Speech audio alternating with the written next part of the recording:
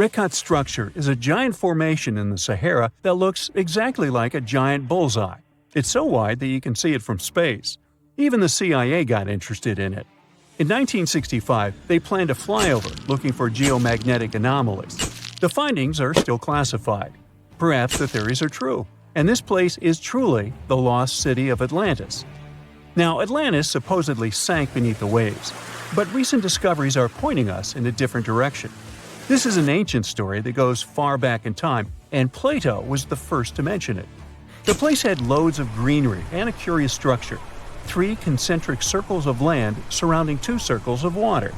2 key quotes from Plato's writing suggest that Atlantis might not have been a typical island in the middle of the ocean. Plus, Atlantis had a major influence from Africa and Europe, challenging the idea of it being in the Atlantic. It turns out that the Eye of the Sahara and Atlantis look alike. When astronauts saw the Eye of Sahara from above, they initially suspected a meteorite impact crater, but the rings of the structure matched the layout described of Atlantis. More importantly, the Sahara wasn't always a desert. It turned from a tropical region into a desert around 11,000 years ago. Researchers found evidence of a massive river called the Tamaracet that could have sustained a community. This river flowed toward the Rekhat structure, aligning with Plato's description. The Trans-Saharan Seaway ran through the Sahara 50 to 100 million years ago. The sea allegedly destroyed Atlantis around 11,500 years ago, likely due to a rapid rise in sea level caused by the end of the Ice Age. NASA's worldview imagery shows patterns consistent with this theory. Those concentric rings might be a key to unlocking the secrets of our planet's evolution over millions of years. They're shaped by erosion on resilient rock layers, creating a spooky pattern of ridges and troughs. The central peak stands proud at 1,300 feet. The central part has undergone a significant erosion makeover, revealing a circular structure with a raised peak. Unlike impact craters, the Eye of the Sahara flaunts a striking balance and symmetry. Some say it results from rock uplift, sculpted by wind and water. Others think it's an ancient anticline, eroded to reveal its concentric glory. Then there's a salt diapir theory, suggesting that salt's buoyancy sculpted this beauty. Dating techniques have proved that it formed 541 to 252 million years ago, give or take a million or two. Ancient tools are scattered around the outer rings of the structure near riverbeds. Some older stone tools have also been spotted in the same areas. And still, even though some spear points from the Neolithic period have been found, there aren't many signs that people were living there back then. The area seems to have been used for short-term activities like hunting and making tools. There are other unearthly mysteries that haunt our world.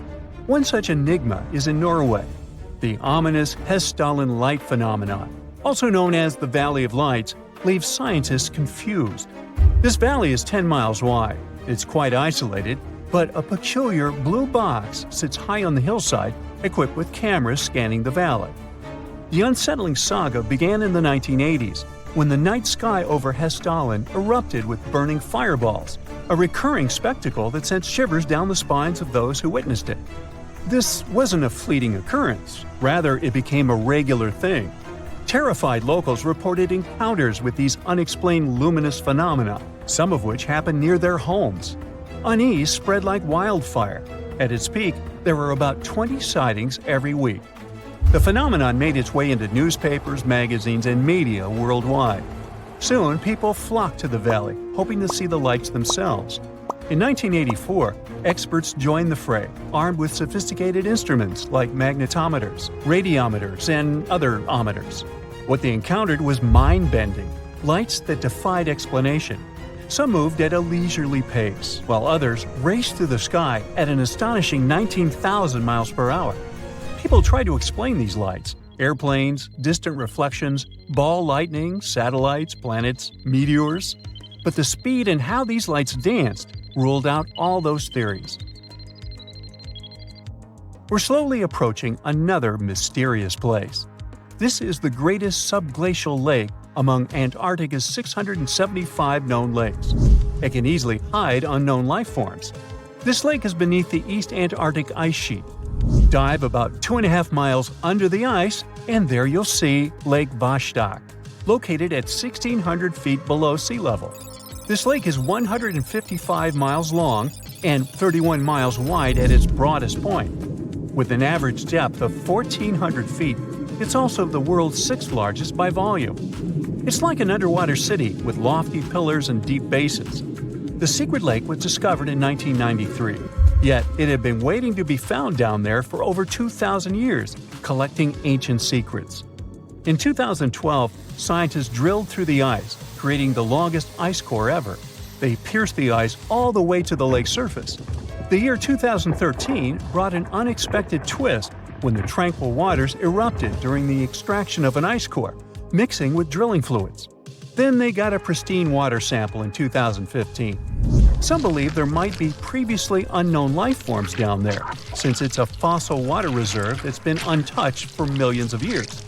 That could be a lot like those speculated ice-covered oceans on moons like Europa and Enceladus. It all started with a theory in the 19th century, suggesting fresh water lurking under Antarctic ice sheets. Then, in 1955, seismic soundings hinted at a subglacial lake, and by the 90s, satellite data confirmed Lake Vostok's existence. Now, Lake Vostok isn't alone. In 2005, they found an island in the middle of the lake. Then, two smaller lakes joined the party. They suspect that a secret network of subglacial rivers might link these lakes. Now, very far away from Antarctica, in Venezuela, Catatumbo lightning presents a sinister light show at the junction of the Catatumbo River and Lake Maracaibo. This unsettling lightning phenomenon happens at about 140 to 160 nights a year, going on for 10 hours a day, and can flash up to 280 times in a single hour. The frequency of this lightning show changes with the seasons and from year to year. There was a break between January to March in 2010, causing a bit of worry that it might vanish forever. As the sun sets, winds from the east start picking up speed. The strong wind is called a nocturnal low-level jet, like what you see in the Great Plains of North America. These winds bring moisture, mostly from the Caribbean and the lake itself. This humid air hits high mountain ridges, causing thunderstorms to form over the mountains. Thanks to the ongoing wind situation, more thunderstorms appear as the night goes on. This pattern repeats itself, and is why this area has the highest annual lightning rate globally. The next place scientists cannot explain is in China. That is the Longyu Caves. They have lofty slanted roofs and sturdy pillars. The spot remained hidden for centuries. These human-made caverns, built around 2,000 years ago, decided to reveal themselves only in the 90s. Local farmers drained some ponds and unveiled 5 massive caverns. Further digging exposed an additional 19 smaller caves. They range from 60 to 110 feet in width and 26 to 50 feet in height. Archaeologists found historical relics from the reign of Emperor Zhuan of Han, dating back to over 2,000 years ago. Now, how did these caves survive for more than 2 millennia without falling apart? No ancient records explain the way they were crafted either. The walls show chisel marks, hinting at some layer-by-layer chiseling action, but the exact construction process is still a head-scratcher. Imagine you can spend an entire week digging in the ground, scanning for ruins, and taking photographs of the world's most surreal archaeological sites. Would you be up for it? Grab your magnifying glasses, and let's do some digging. When in Rome, do as the Romans do.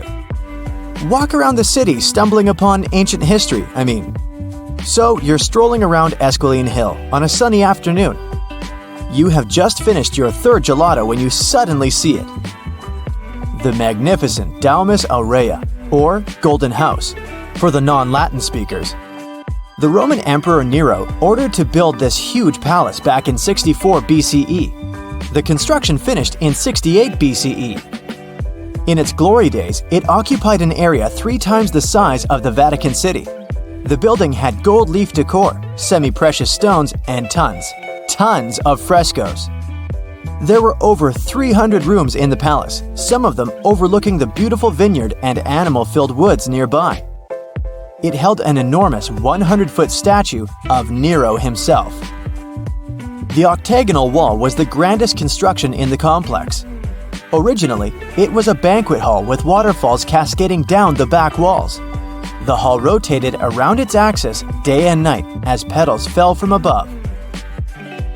Nero's successors stripped the whole palace of its materials. Today, tourists can visit the main structure and, of course, the octagonal hall.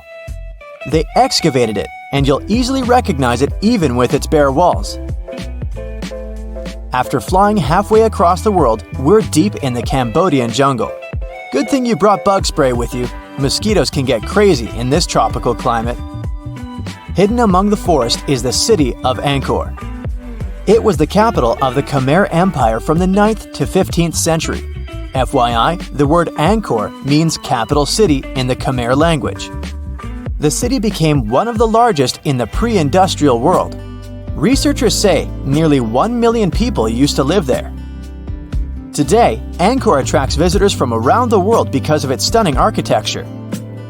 You can recognize the Khmer style in the use of huge blocks of sandstone. At the center of the complex lies Bayon Temple. It's decorated with 216 smiling faces, which scientists say are meant to resemble the founder of the Angkor Empire.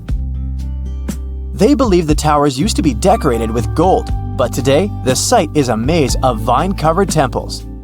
The city was abandoned in 1431 and wasn't rediscovered until the 1840s. In 1992, they named it a UNESCO World Heritage Site. The United States is not usually synonymous with ruins, but here's one. In the mountainous state of Colorado lies the ancient home place of ancestral Pueblans. Throughout the Mesa Verde National Park, there are over 600 cliff dwellings built by the Pueblans around the 1190s. The Cliff Palace alone had over 150 rooms. It was a multi-story building of sandstone and mud mortar. To arrive at the balcony house, visitors had to climb a 32-foot ladder. There, you can see a mid-sized village of 38 rooms and 2 kivas. Kivas are traditional chambers built by Pueblans for ceremonial purposes. By 1300, the Pueblan occupation of the Mesa Verde ended. Thankfully, the site is open for visits now. If you like terracotta landscapes, you came to the right place. The city of Petra is a marvel of the ancient world. Located in Jordan's desert, the city was a commercial hub back in the 4th century BCE. The Nabataeans, an Arab Bedouin tribe, lived in the so-called Rose City and thrived for many years, accumulating a significant amount of wealth. They invented an innovative water management system that made the region habitable. The rock-carved gate-like structure Petra is famous for is what is called the Pharaoh's Treasury. It stands at the main entrance to the site and is said to have a hidden treasure beneath it. In the early 2000s, the site was named one of the 7 new wonders of the world. All the way in South America, in the country of Guatemala, lie ancient Mayan ruins. The lost city of Tikal is a site made of 12,000 buildings, the remains of the capital of the ancient Mayan Empire. It is comparable in importance to London or New York. The North Acropolis is Tikal's most ancient complex of monuments. Built solely by human hands in 750 BCE, it served as the resting place of kings and chiefs. Back in the day, the step pyramid temples were painted a beautiful red. Mayans loved that color. Today, of course, you'll only see the limestone. Archaeologists have no clue as to the cause of Tikal's decline. Was it drought, disease, or something else altogether? Located on the left bank of the river Tigris is a strange old ruin, a battered archway. It belonged to a city named Ctesiphon, the jewel of the Persian Empire for over 800 years. The city hosted an extravagant palace, decorated with a glass mosaic, jewel-adorned carpets, and a lot of marble. What is it with royalty and marble anyway? The arch was part of an imperial palace complex. Until modern times, it was the largest man-made freestanding vault. Notice how there are no pillars sustaining it. The enormous wealth of the city made it a constant target for other empires, until it eventually fell. In the mood for some more Mayan ruins? Chichen Itza, is an archaeological site with the best preserved pyramids on Earth. Located in Mexico's Yucatan state, this Mayan city is well over 1,500 years old. At its peak, it was home to 35,000 people. The site has a total of 26 ruins to be uncovered. The highlight here is El Castillo, a tremendous step-like temple standing 80 feet above the ground. Its most peculiar feature is that it has 91 steps up each of its 4 sides, including the upper platform. It makes for 365 steps, the number of days in the solar year. The oldest lost city in this list dates back to the Neolithic period. It was when us, human beings, started farming for the first time, instead of living a fully nomadic lifestyle based on hunting and gathering. Located on Orkney Island off the coast of Scotland is a prehistoric site known as Skara Brae. Thanks to good restoration, the site is very well preserved. You can see prehistoric dwellings with hearths, stone-built furniture, and even primitive toilets. Researchers found runic symbols on the site, which means they could have attempted some form of writing. Ah, Greece. Fancy some feta cheese, anyone? We've arrived at the focal point of archaeological sites, but today we're exploring one in particular, the Colossus of Rhodes, also known as the Bronze Giant. It used to be one of the 7 wonders of the ancient world, standing in the harbor of the Greek city of Rhodes back in the 3rd century BCE. The Colossus was said to be 105 feet tall. It's believed that the statue was built with the help of 900 camels. Sadly, it only stood for 54 years. A ravaging earthquake tore it to pieces, so visitors would come and see only a giant foot. Now, there is a whole load of nothing where the statue once stood. I think it's safe to say there are a lot of random ruins on walls spread across the globe. And our final visit for the day consists of exactly those. All the way in northern England lies the ruin of Hadrian's Wall. The Roman emperor commissioned the wall in order to separate his empire from Britain's. The original wall was a lot grander than what is left of it today. But still, the ruins are pretty impressive. They consist of a 73-mile structure stretching from one coast to the other. Back in the day, Hadrian's Wall hosted 17 large forts and numerous observation towers to ensure the maximum safety of his empire. The wall fell into oblivion when the Romans left Britain at the start of the 5th century. People began looting it to build churches, farms, and even houses. Today, if you decide to visit the ruins, you'll only see waist-high fragments of stone. But still, pretty neat, huh? Everyone loves a good landmark. The Roman Colosseum, the ancient city of Machu Picchu, the Giza pyramids. But have you ever wondered how it once looked? Way back in the days when they were built? Or even in the time they were covered in ivy and forgotten by humanity? Buckle up, because we're heading on a time travel adventure to the world's greatest archaeological sites. Our voyage begins in South America, deep inside the Peruvian mountains. Behold, the city of Machu Picchu. Machu Picchu is a monument to the ingenuity and power of the Inca civilization. During its prime, the Inca civilization stretched 2,500 miles along South America's coastline from modern-day Ecuador all the way down to Chile. And Machu Picchu was located at the heart and center of it. The historic site was constructed at around 7,000 feet above sea level, more or less around 1450 BCE. The gated city consisted of around 150 buildings made of stone. The Incas managed to build temples, houses, and even a complex aqueduct system to irrigate the entire town. And yes, they did all that without the help of wheels or any instrument made of iron. The housing model is somewhat similar to stone houses we see nowadays, with the difference that the Incas didn't use any cement to stick together the blocks of stone. Yet, they fit seamlessly on top of each other. Not only that, the Incas must have developed a rudimentary yet effective anti-earthquake technology, since in the event of a quake, the rocks would shake without falling out of place. If Machu Picchu had been built today, it would have cost over $70 million to finish the entire thing. The purpose of the site is still a mystery to many historians. Theories suggest that it could have been built as a ceremonial site, a safety base for the Inca people, or even a retreat for royalty. What we know for a fact is that in the 16th century, 100 years after Machu Picchu was built, its population abandoned it, with tree roots taking over the majority of the site and keeping it hidden from humankind for over 4 centuries. It wasn't until the 20th century that the world was reintroduced to Machu Picchu when a Peruvian farmer led Yale University professor Hiram Bingham III to visit the site. Since then, Bingham and many other explorers dedicated their lives and research to studying the archaeological wonder of Machu Picchu. Now, for the next stop on our time-traveling vehicle, the city of Pompeii in Italy.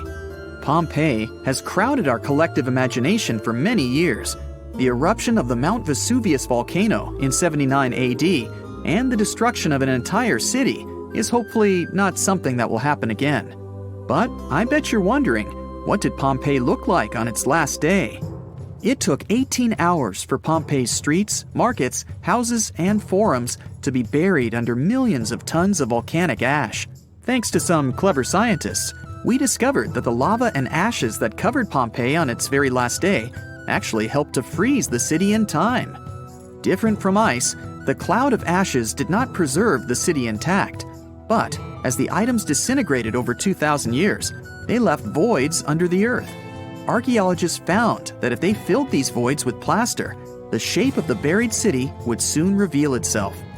And that's exactly what happened. Of course, it was nothing like the bustling city of 12,000 people that had existed for many years before the fateful eruption.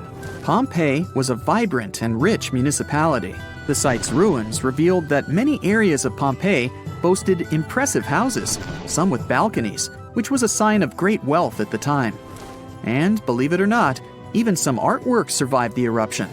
Archaeologists found well-preserved frescoes and murals of mythological creatures, all indicating that members of the high society lived there.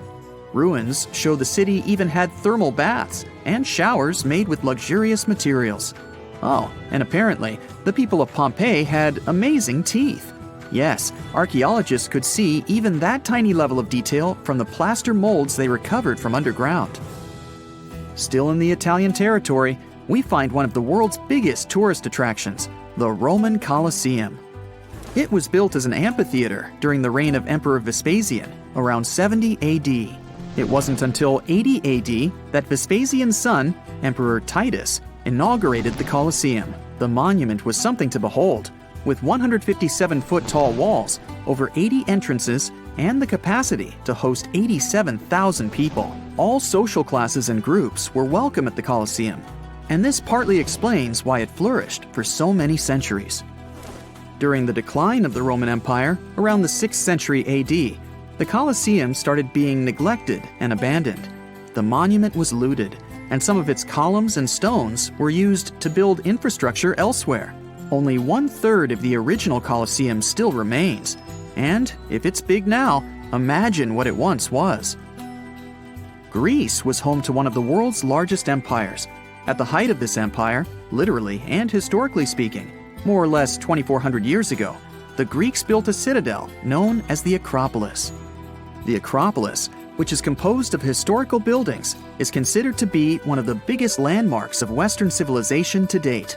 Tourists that visit the capital city of Athens today may be faced with yellowish and broken pillars of the Parthenon standing way up high in one of the city's hills.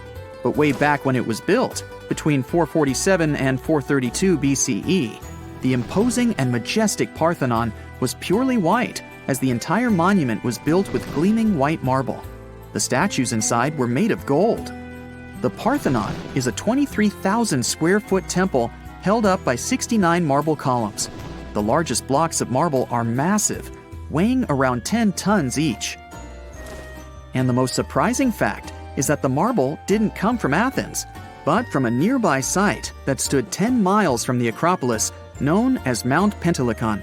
Historians intrigued by where the primary material for building the Acropolis came from found tiny and big blocks of marble all scattered around the floor of Mount Pentelicon. There was also a paved road that the Greeks had built to carry the rocks around. But perhaps the most impacting monument of all times is located at the heart of the Middle East, outside the Egyptian city of Cairo. The pyramids are considered one of the 7 wonders of the ancient world. The Giza Pyramid Complex was built as a tomb for the pharaoh Khufu around 4,500 years ago. Between 20 to 30,000 people took part in the construction process. It's composed of 3 pyramids. The massive monument is made out of approximately 8,000 tons of granite and over 550,000 tons of mortar, which gives it the appearance it has today. Would you believe me if I told you that the pyramids didn't always look like this? Far from it. They were shiny white with a golden triangular tip at the top. This is because the Egyptians used over 6 million tons of limestone to cover the entire rocky, step-like structure, all so that they could gleam white under the unforgiving sunlight of Egyptian skies. The Pyramid of Khufu remained the tallest structure on Earth made by humans for over 3,800 years. It was the only 8-sided pyramid in Egypt and was believed to align with Orion's belt. It's considered to be the most aligned construction facing north. In 1979, it was inscribed on the UNESCO World Heritage List. Let's head on down to the Indian city of Agra to quickly visit the Taj Mahal. You may know it as the Taj, but it can also be called by its more endearing name, a teardrop in the cheek of time. The Taj took over 22 years to build and was commissioned in 1632 by Mughal Emperor Shah Jahan as a declaration of love for his third and favorite wife, Mumtaz Mahal. It was made with ivory white marble, and amazingly, due to tight conservation, it still remains very similar to what it was when it was built. I think all this talk of landmarks got me thirsty for some traveling. What about you? Tell us in the comments below if you've ever visited some of these sites, or which interesting landmarks you'd add to this video. Let's play a little guessing game. I'm going to name the sites you have on your bucket list. Machu Picchu, the Colosseum, Petra, Taj Mahal. Did I get at least one of them right? I have to confess, I was just taking them off the list of the new 7 wonders of the world. It was officially finished in 2007 after a worldwide vote. What happened to the old list? Well, it was put together in the 2nd century BCE. And there is just one site currently still standing, the Pyramids of Giza. Pack your bags. We're going to Peru, the home of the mighty Machu Picchu. When it was first discovered in 1911, its explorer thought he had managed to find the lost city of the Inca. Several decades later, it turned out it wasn't the same city. Plus, there were still 3 farmer families living there, so it couldn't be really called lost and forgotten. No wonder they like it so much there. The stones making up the buildings are cut so precisely and sit together so tightly that you can't even insert a credit card between them. It has saved the city from some serious earthquakes, which are common here. The buildings just dance through all the shaking and then go back into place. And because of the way it's arranged, you can see the sun rise or set exactly behind the important peaks on important days for the Inca. More than half, 60% of all the construction in Machu Picchu was done underground, so you can't even see it. The best part is that there are still things to be discovered if you want to get your name inked in history. Our next stop is on the Yucatan Peninsula in Mexico. The mighty Chichen Itza sits here for well over 1,500 years. The structure has exactly 365 steps. You can count when you go next time if you don't trust me. The Maya, who built the whole thing, were really into astronomy, so it's not surprising they made as many steps as there are days in a year. Also, if you happen to be here during the spring or fall equinox, you'll notice the shadows the setting sun casts make it look like there's a snake going down the stairs. The feathered serpent was one of the main deities in ancient Mexico. Chichen Itza used to be a busy urban center. It had its ups and downs. And by the time the Spanish arrived, the 16th century, it had been mostly abandoned. The first photos we have from the spot are from the end of the 19th century. Looks like the terraced pyramid had a lot more vegetation on it back in 1892. The only source of fresh water in this dry climate is the cenotes, or water-filled sinkholes. There are 4 visible cenotes, and the temple pyramid most likely stands on top of one more. Archaeologists are looking for tunnels to enter it. To see our next wonder, you must be prepared to share it with around 15,000 others. That's how many people visit the statue of Christ the Redeemer every day. The statue sits above the Corcovado mountain and weighs roughly 635 tons. Must have been tricky to lift it all the way up there. Actually, it came in parts. A French sculptor, Paul Landowski, made several pieces of the future sculpture out of clay. The head and the hands were made in full size, and the body would be made larger on the spot. The parts of the statue were cut into cubes and then cast into concrete and put together. Workers prepared the cement right on the spot and transferred all the tools by a small cogwheel railroad which tourists used to get up the hill. The statue is the best proof that lightning does strike in the same place more than once. It must be because of its position on top of the mountain, its fingers, head, and eyebrows got damaged by storms. Time to move on. This time, we're going to Agra, India. Yep, to see the Taj Mahal, that beautiful pink construction. Wait, wasn't it always white? Well, the Taj Mahal changes its color depending on what time it is. It looks pale pink or pearly gray at sunrise, crystal white at noon, and the sunset paints it orange bronze. In the evening, it may even seem translucent blue. And that's not the only optical illusion here. When you move towards the main gate, the building seems gigantic. But the closer you get to it, the smaller it looks. The minarets, or towers on both sides, might seem to be standing perfectly straight, but in reality, they're leaning outward. It's done for aesthetic balance, and also to prevent the towers from falling on the main building in case of an earthquake. For construction finished in the 17th century, the Taj Mahal looks good as new. That's because it regularly gets a spa day. They apply a proper facial mud pack to it, which is a traditional recipe to keep the radiance. I'm feeling peckish from all the traveling. How about we go to Italy and have some pasta? Just kidding. The real reason would be to see the Colosseum, of course. Its original name was the Flavian Amphitheater because it was built by the Flavian dynasty. The new name is most likely after the colossal bronze statue of Emperor Nero that was once next to the building. The model for the statue was the Colossus of Rhodes. In its nearly 2,000 years, the Colosseum has lived through at least 3 major fires and 4 earthquakes. It was damaged, repaired, and rebuilt many times. The impressive construction once hosted up to 80,000 spectators. What they watched wasn't necessarily as cruel as Hollywood made us believe. Most gladiator matches went under strict rules. Sometimes the public would get bored with the show, and the participants would draw out of the arena. Once the Colosseum stopped serving as an arena for those scary shows, it was used as a cemetery, a place of worship, for housing, workshops for artisans and merchants, the home of a religious order, and a fortified castle. Now it's open to the public, and you can check out its underground labyrinth. Are you ready for the next wonder? It's the lost city of Petra, or rather, the rediscovered city, which was once super rich and vibrant, then got abandoned and found again in 1812. The whole city is made of sandstone, and even though it's in the desert, it has seen some pretty heavy rains. Still, it has lasted 2,000 years thanks to some very skilled workers. Modern laser scanning showed that they put giant steps into the mountain to check the quality of the rock and carve out the buildings without risking their lives. And how did people survive here in the desert without any water? The Nabateans who lived here developed a whole complicated system of conduits, dams, and cisterns to make sure they have enough vital fluid for the whole year. In case you're in your Indiana Jones mode, there's still a lot to discover here in Petra.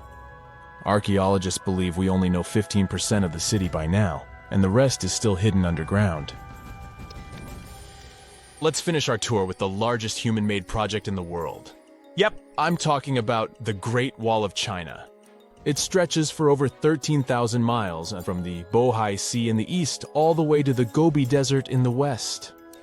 But don't trust the popular myth. You won't really see the wall from the moon.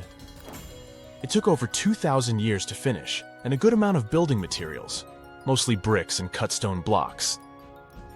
Have you ever scratched your name on a tree or even worse, some famous place? No worries, I won't tell anyone. People who built the wall did the same.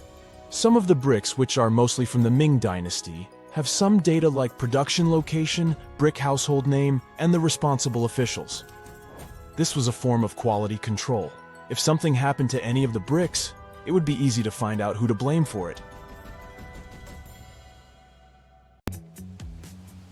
Hey, if you think Stonehenge is one of the oldest stone monuments ever, well, let me introduce you to Göbekli Tepe. Buckle up, we gotta travel to Turkey to meet this really old guy. Yeah, he's too old to travel. Jokes aside, Göbekli Tepe, an archaeological site located in southeastern Turkey that dates back to the Neolithic period, around 10,000 BCE. It's considered to be one of the oldest and most significant archaeological discoveries in recent times. The site consists of a series of circular and rectangular structures made of stone pillars. Yeah, it does look like its younger brother Stonehenge. Some of those pillars are decorated with intricate carvings of animals and other symbols. Now, you maybe wonder, hey, why on earth did they make such a fascinating building? What was its purpose? Sorry, I got no answer for that. The purpose of the site is still unknown, but it is believed to have been a ceremonial center for the ancient people who lived in the area. The discovery of Göbekli Tepe has challenged long-held beliefs about the development of human civilization, as it suggests that complex societies may have emerged much earlier than previously thought. Okay, pack your stuff, our travel's just started. Next destination, Masada. It's an ancient fortress located in Israel on a plateau overlooking the Dead Sea. Hey, look at that view, spectacular, huh? It was built by King Herod the Great in the 1st century BCE, and it was very smartly built. Within the fortress, there were various facilities such as storehouses, barracks, a palace, and a set of cisterns capable of holding approximately 40,000 cubic meters of rainwater. People living there believed that the collected runoff from a single day's rainfall could provide sustenance for over 1,000 individuals for a period of 2 to 3 years. Access to the fortress was limited to 3 steep and winding paths leading up to fortified gates. Still, at one point, the fortress was occupied by people who had fled Jerusalem after the city was captured by the Romans. They held out against the invaders for several months, but eventually they were defeated. But these guys didn't surrender. The story of Masada has become a symbol of resistance and bravery. Today, Masada is a popular tourist attraction and a UNESCO World Heritage Site.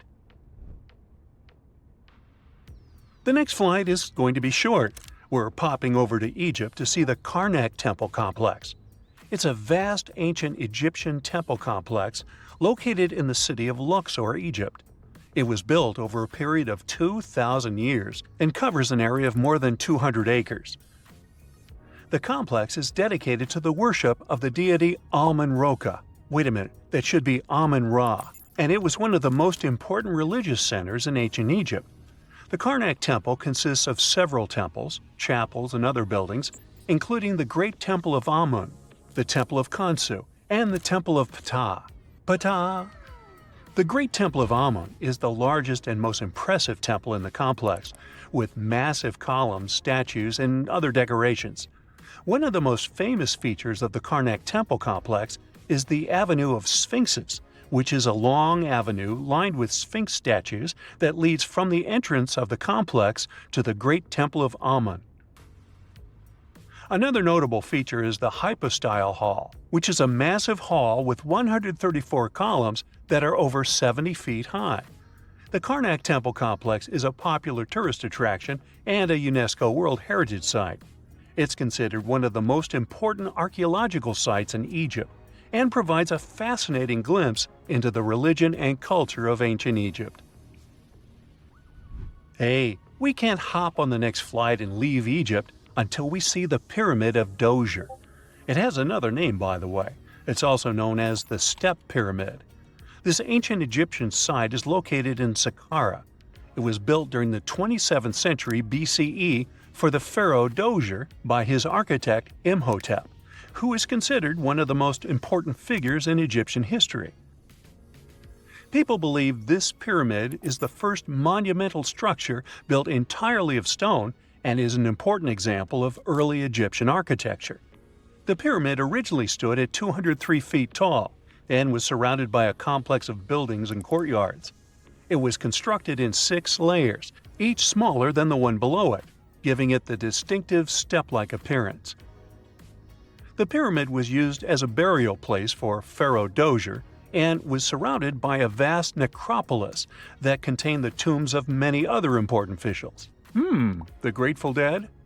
The Pyramid of Dozier has several renovations and additions over the centuries, including the addition of a limestone casing that covered the original step structure. However, much of the pyramid was destroyed over time, and today only the central core remains.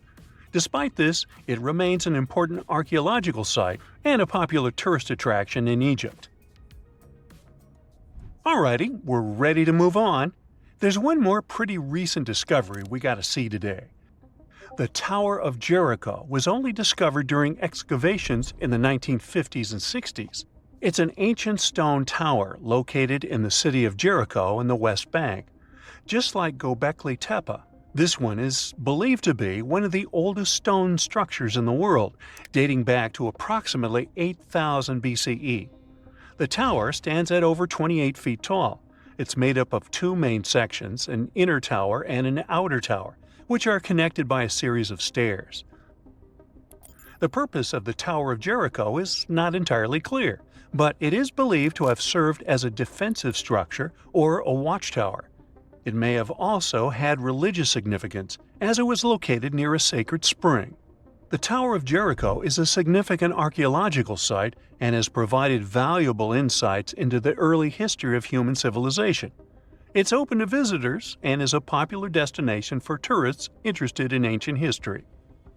Now, this ancient site even got attention from Netflix, and they made a movie where the action takes place in Mohenjo-Daro. This site was a major center of the Indus Valley civilization in present-day Pakistan. Mohenjo-Daro was one of the largest cities of the ancient world, with a population estimated to have been around 40,000 in its peak. Trust me, that must have been a crazy megalopolis back then. The city was notable for its advanced urban planning, with sophisticated drainage and sanitation systems, and its impressive architecture, including the Great Bath and the Granary.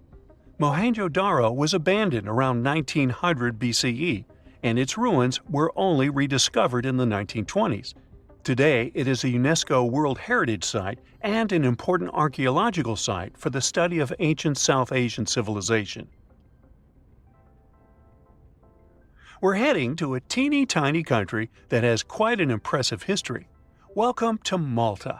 The Xigantia Temples are a Neolithic site located on the Mediterranean island of Gozo. They're probably one of the oldest freestanding structures in the world, dating back to around 3600 to 3200 BCE. The temples consist of 2 megalithic structures, each with multiple rooms and altars. The name Xigantia means giant tower in Maltese, as people believe that only giants could have built such massive structures. The temples are believed to have been used for religious purposes and are considered to be an important example of prehistoric architecture. They were added to the UNESCO World Heritage List in 1980. Well, you must be pretty tired, but there's one more place we gotta visit today. Our plane is already landing in Armenia, and we're here to see the Temple of Garni. Look, this one is well preserved. This temple dates back to the 1st century CE. It was built by King Tiridates I as a dedication to the sun deity Mir. Sadly, the temple was destroyed in the 17th century during an earthquake, which is quite a common thing for this area, but it was later reconstructed in the 20th century. Today, it's a popular tourist attraction and is also listed as a UNESCO World Heritage Site. The story goes that 2 Mayan twin boys loved to play ball. Sure, they were really good at it, but they also made a lot of noise when playing.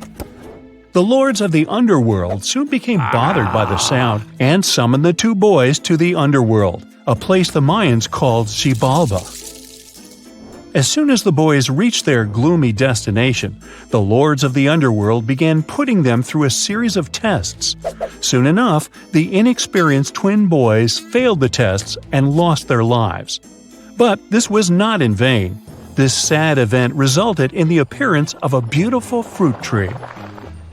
Soon enough, a young woman saw a beautiful fruit on this tree and reached up to pick it.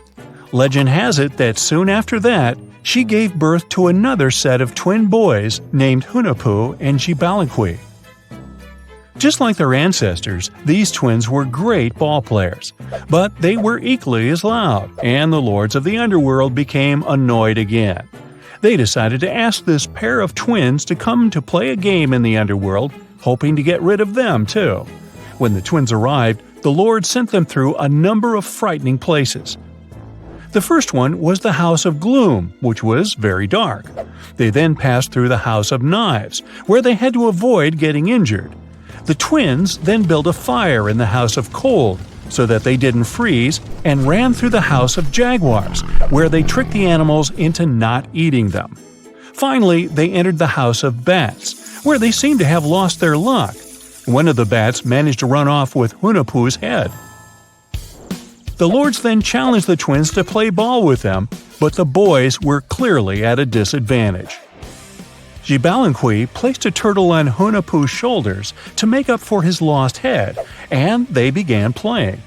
As the lords became distracted by an animal near the court, Xibalaqui stole his brother's head and placed it back in its place. Much to the annoyance of the lords, the twins were now able to tie the game. Hunahpu and Xibalaqui continued to perform a series of tricks for the lords of the underworld. One of them involved Xibalaqui injuring Hunahpu and then bringing him back to life.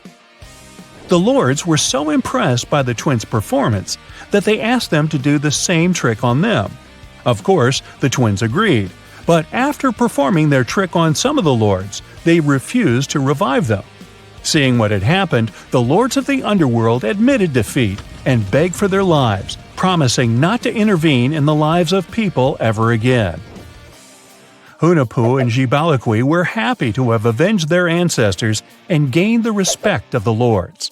Legend has it that the lords of heaven were so impressed by the twins that they took them to live in the sky by turning them into the moon and the sun.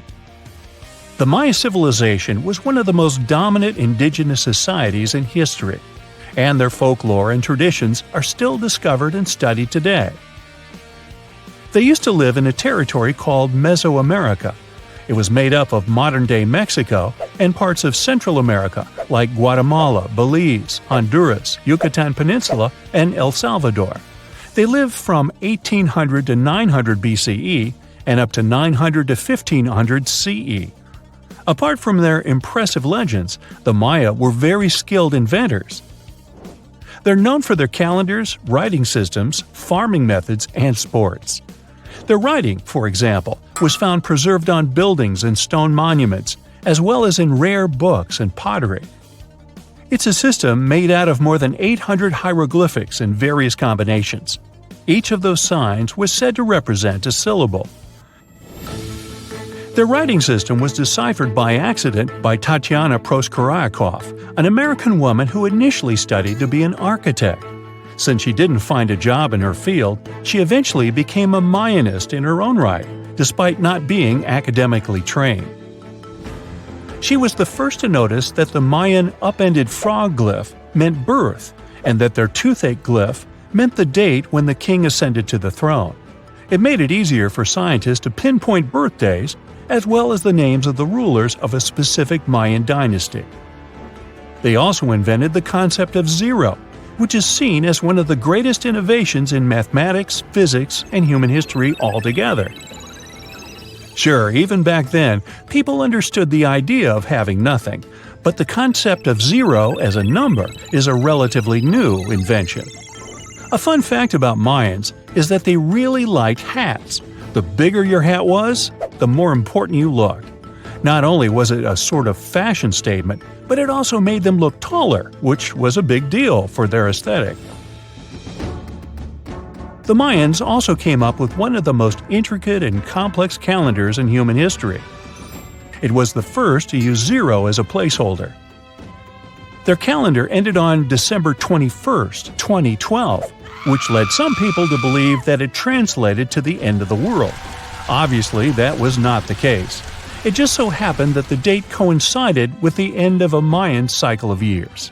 But you know, as advanced in science and astronomy as they were, they did make some mistakes. One of them was their belief that the world was flat. Their theory was that the 4 corners of the world were watched by the Brother Lords, who kept the sky from falling over their lands. Hats off for their menus, though, as they were well-known chocolate eaters. They turned eating chocolate into a form of art.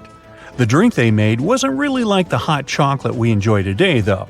The recipe included mixing cacao with water, honey, chili pepper, cornmeal, and other ingredients to make a foamy, spicy drink. The ritual of drinking cacao was a crucial part of their celebrations.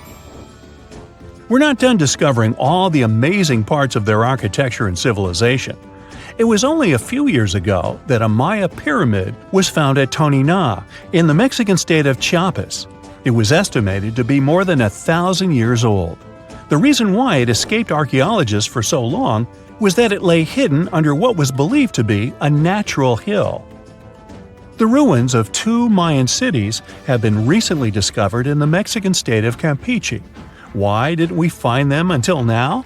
Well, they were concealed by really thick vegetation, which made it difficult for archaeologists to reach them. The Mayans didn't just disappear. Their descendants are still around today, many of them choosing to live in their ancestral homelands. You can find them in Guatemala, for example, where the Maya people make up the majority of the population. Overall, the Maya ethnic group contains people that speak different Mayan languages, such as Yucatec, Quiche, Quechua, or Mopan. They had no idea what a spa day was, but the Mayans really enjoyed a nice sweat once in a while. Sweat lodges were discovered around ancient Mayan sites. They were built out of stone or adobe. These rooms were an essential part of their cleansing and healthcare rituals. One of the earliest sweat lodges was found in Quello in northern Belize and appeared to date back 3,000 years. One of the most important parts of the Mayan culture was a ball game which they named Pix. It had both political and spiritual significance. We can see ball courts at important parts of Mayan archaeological sites. The main goal of the game was to pass a rubber ball through a very high stone hoop without using your hands. Basically, it was a combination of soccer and basketball. However, it could have serious consequences. The loser could, at times, even lose his own life. Ooh, high stakes indeed. Because of this game and the need for bouncy balls, the Mayan people were some of the first cultures to use rubber. They made it using natural latex. There were different kinds of rubber depending on what natural substances the latex was mixed with. And that, my friend, is the way the ball bounces. Sorry, but you know me, I just couldn't resist.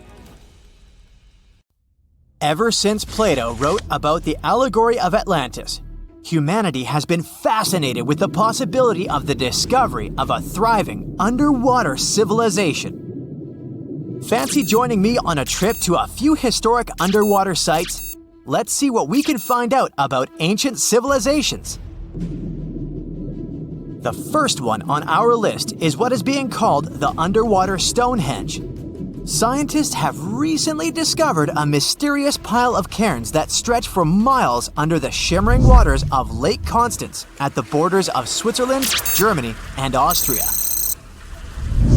Archaeologists began to explore the site back in 2015, and they haven't been able to understand yet what it was actually used for. What they do know is that there is a 12-mile line of 170 human-made stone cairns under Lake Constance. Scientists say this was most likely the result of a combined work of several villages. The cairn site was probably used for some collective purpose. The formations are huge. Some of them are several dozen feet wide. The most amazing discovery so far is that the site dates back to around 5,500 years ago. Now, what were we humans doing back then? We were living in the prime years of the so-called Stone Age. We were beginning to make artifacts from stone and use them to hunt and eat. Can you imagine what a knife and fork might have looked like back in those days? It's no coincidence that scientists call this site the underwater Stonehenge, though. Both sites are believed to have been built around the same period of time. You see, Stonehenge dates back to around 3100 BCE. Both sites carry the distinct characteristic of stone monuments built in a circle. Not to mention the fact that scientists also haven't figured out why on earth our early ancestors would feel the need to build a monument such as Stonehenge. Well, the mystery of Lake Constance hasn't been solved yet. Who were the Neolithic people from this area? And for what purpose did they go through such an amount of work and effort to build this huge stone site? Next, we're taking you on a tour of the Ryukyu Islands just off the coast of Japan.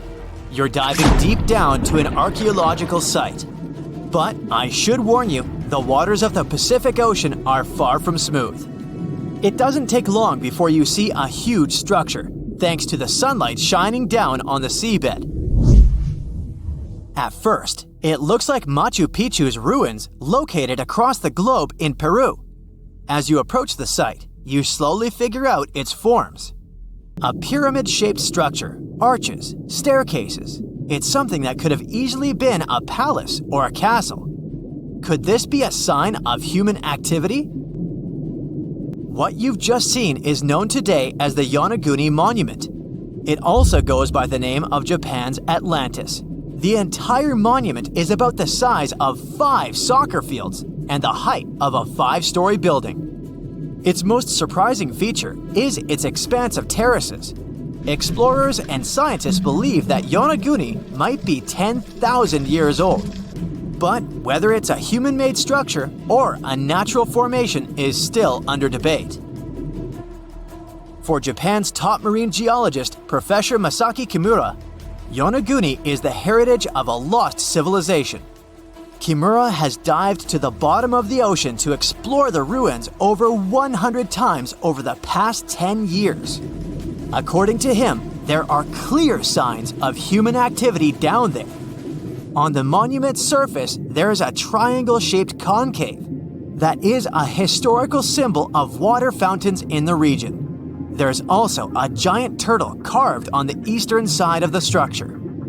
And, according to Kimura, turtles have an important cultural meaning. Several pieces of stone tools have been recovered from the site. Their estimated age is around 10,000 years. However, not all scientists support this theory. For many, Yonaguni is the result of thousands of years of erosion.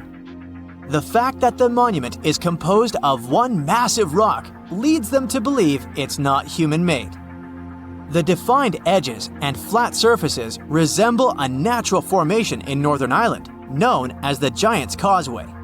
The basalt columns look like the ruins of a palace, but they're actually the result of volcanic activity in the region. Now, you're flying to the coast of Greece, 4 hours away from Athens. More specifically, you're in the Peloponnese Peninsula. You dust off an old snorkel and head for a free dive on a bright sunny day. Sometime into the dive, you start noticing patterns on a seabed. 13 feet below the surface, outlines of familiar objects start to appear, one by one. As you continue swimming, what looks like the outline of an entire city emerges in front of your eyes. Are you wondering how water could have taken the whole city? Rocks are perfectly aligned into what appears to be the foundation of a building. This is Pavlopetri, an ancient city you've probably heard about for the first time.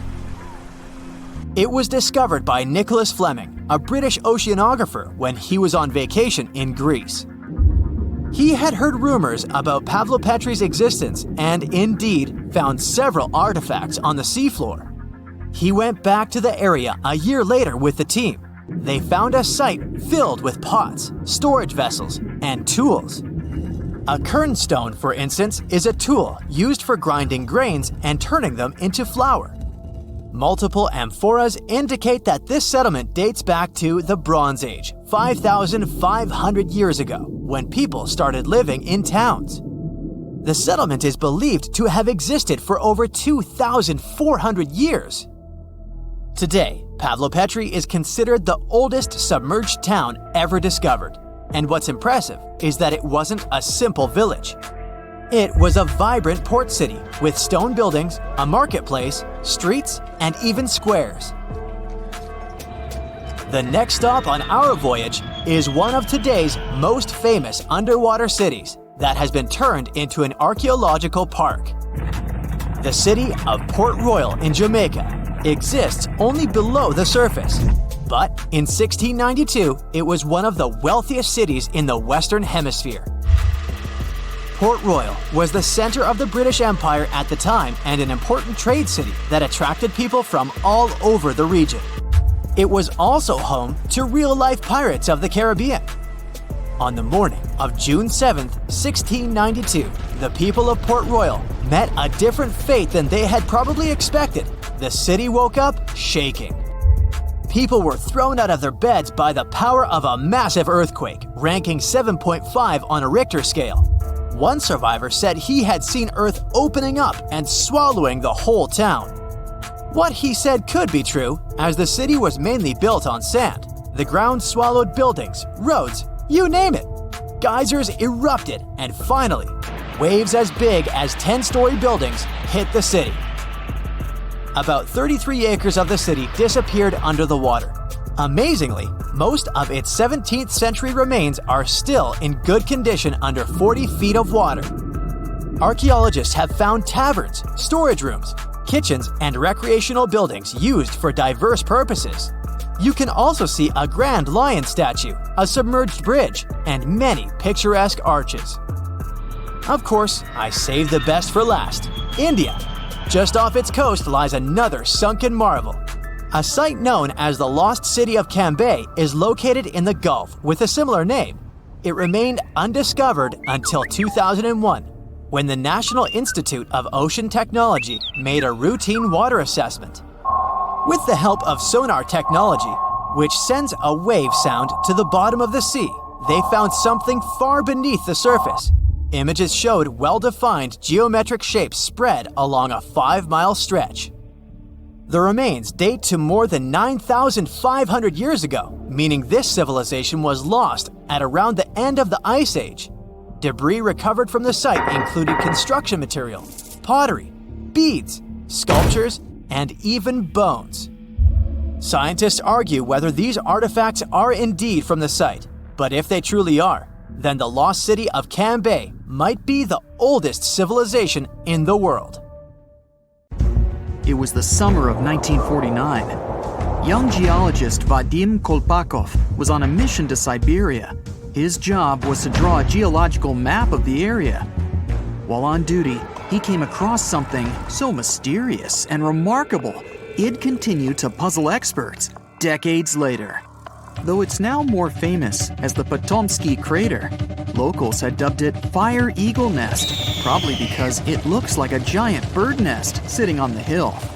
But what was hiding inside would be the most surprising and baffling discovery. Well, if you could get close enough to uncover its secrets. According to the locals, even wild animals are scared to go near it. Kolpakov began walking towards it slowly. From far away, it looked like a giant bird nest indeed. The closer he got, the bigger it became. The crater appeared to be fresh. It was also deserted. Trees didn't grow on the slopes of this natural structure, and the winds didn't carry enough soil to make plant growth possible. As for animals, none in sight. He climbed all the way to the top and discovered something unbelievable. It was so hot that he felt the sweat running down his forehead. It was as if he was close to a fire source.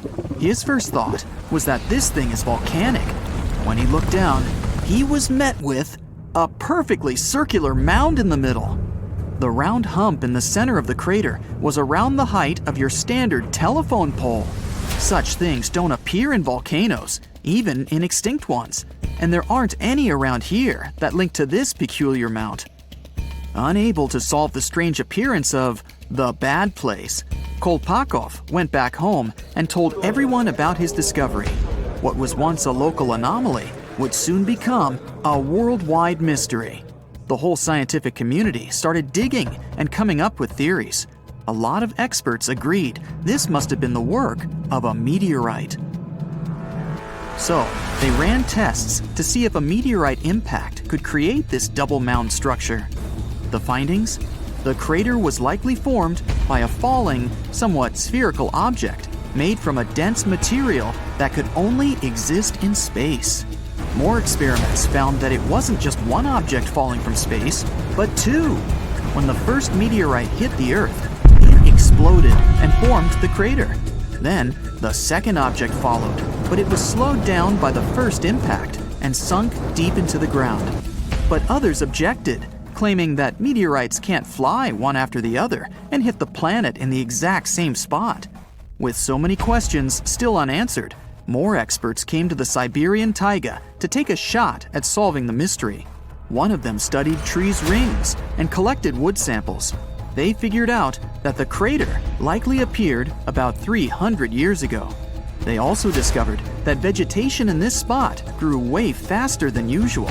After ruling out other growth-boosting factors like better soil content and more sunshine for some period, the only guess they were left with was radiation. Yes, the experts knew that when exposed to high doses of radiation, trees and plants grow faster. But the radiation levels on and around the crater were low. At some point in the last 300 years or so, there must have been radioactive material in the area. Was it a space rock? A unique type of volcano? All theories and no conclusions. Expeditions continue to this day in search of answers. Hey, future explorers. Let me tell you, some stuff might still be hanging around even 2,000 years later. Finland has an underground nuclear storage facility designed to last 100,000 years. Picture a massive underground tunnel system carved right out of solid rock. They wanted a solution that wouldn't burden future generations with constant babysitting in the area. This impressive place sits about 185 miles northwest of Helsinki. The engineers started planning it way back in the 1970s. They wanted to close up shop and decommission it in the 2000s. The heart of the crib is a spiraling track that's going to stretch 3 miles, diving down. To ensure maximum safety, they've got a bunch of multiple barriers in place. Steel and concrete structures are supposed to do the job. The waste fuel rods will be snuggled inside copper canisters with thick walls. These canisters will sit on a cozy bed of bentonite clay, which swells up when it gets wet. This way, it acts as a buffer against any geological shenanigans and prevents any pooling of liquid, which could corrode the copper. It's an incredible feat of engineering, and it's almost like creating a time capsule that will withstand the test of time. Kudos to the folks working on this, even though they won't be around to celebrate when it's done. Maybe in the future, they will find a way to make it last for hundreds of years more. I mean, they started planning it in the 1970s, but in the future, it would be a totally different game. Let's move on to Italy. When you stroll into the Pantheon in Rome, it puts on a show just like it did almost 2,000 years ago. Now, let's rewind a bit. This structure went through some tough times. The first Pantheon caught fire and burned down not once, but twice. Some fellas even said it was cursed. The completed Pantheon was a grand masterpiece with Greek-inspired touches, like those fancy columns. But the real jaw-dropper was its gigantic dome, the largest unsupported concrete dome on the planet. Now, the Pantheon's original purpose remains a mystery. Some say it was a Roman worshipping spot, while others think it was where the emperor got his hotline to the deities. The massive eye on top, known as the oculus, lets in sunbeams and rain. Marble from all over the Mediterranean made it look snazzy, but the Roman concrete made the magic happen. Then we've got the impressive Hoover Dam in the USA, an architectural masterpiece. Experts designed it to harness hydroelectricity and prevent water from going where it shouldn't.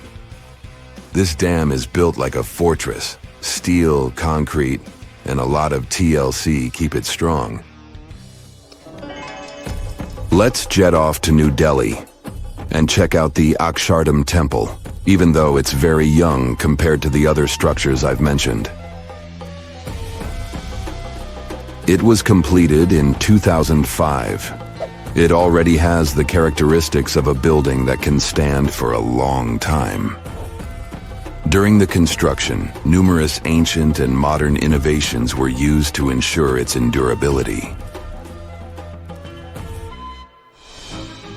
Next on our list of the world's most future-proof buildings is the St. Louis Arch, which rises high over Missouri. Also known as the Gateway Arch, it is the tallest human-made monument in the USA. The Great Wall of China. While it's not a single building, the Great Wall of China is an ancient marvel that has survived for centuries. Some sections of the wall were reconstructed in modern times, but they still carry historical and cultural significance. Those bricks might look a little crumbly, but hey, they're still standing strong. Then we have the former Byzantine church, now known as Hagia Sophia from Istanbul. It still looks glorious, and it's 1,500 years old. It's been through many things, like earthquakes. Architects designed Hagia Sophia in an impressively short period. After the Ottoman conquest of Constantinople in 1453, Mehmed II converted it into a mosque. He added some new stuff, like a minaret and a chandelier. Hagia Sophia is a unique architectural marvel. Its main dome is 105 feet tall and flanked by two semi-domes on both sides. In terms of its floor plan, the building is nearly square, but from the interior perspective, it appears rectangular because of the extension of the roof by large semi-domes. The interior has 3 aisles separated by columns, with galleries above and substantial marble piers rising at both ends to support the dome. These columns are constructed of the finest marble, carefully chosen for their color and variety, while the lower walls are adorned with marble slabs. On the outside, there are windows above the galleries and around the base of the dome. When the sun's shining, it kinda tricks your eyes into thinking the dome is floating, because these windows hide the support structures.